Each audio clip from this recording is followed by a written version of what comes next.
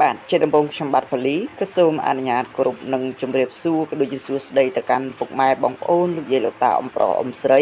មិនមែនយុវវ័យអ្នកតាមដាននិងអ្នកគ្រប់គ្រងទៅលើ Channel របស់ខ្ញុំបាទផលីខ្មែរកន្លងមកទាំងអស់គ្នាបាទថ្ងៃនេះផងដែរត្រូវនឹងថ្ងៃទី14ខែ10ឆ្នាំ2025បាទខ្ញុំបាទផលីខ្មែរក៏បានរៀបចំនៅតម្រុយឆ្នោតវៀតណាមល្អៗដែលមានភាគរយខ្ពស់សម្រាប់ចែកជូនពុកម៉ែបងប្អូនលោកយាយលោកតាអ៊ំប្រុសអ៊ំស្រីមិនមែនយុវវ័យអ្នកតាមដាននិងអ្នកគ្រប់គ្រងរួចរាល់ហើយបាទក៏ប៉ុន្តែមុននឹងឈានដល់ការហៅតម្រុយជូនពុកម៉ែបងប្អូនលោកយាយលោកតាអ៊ំប្រុសអ៊ំស្រីដែលទើបទៅចូលមកថ្មី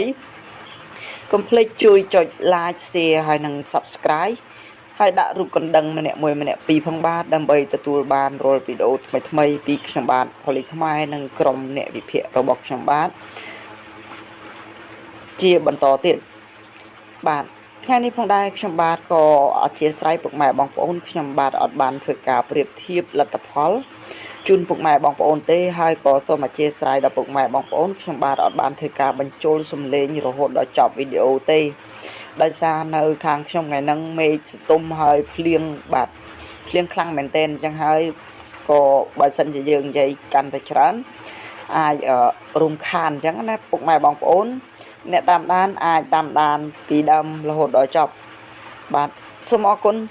ជួបគ្នានៅវីដេអូក្រោយពុកម៉ែបងប្អូនអាចតាមដានបានអធិស្ឋានខ្ញុំបាទអត់បានធ្វើការបញ្ចូលសំឡេងដល់ចប់ទេពុកម៉ែបងប្អូនបាទសូមអរគុណសូមគោរពលាបាទ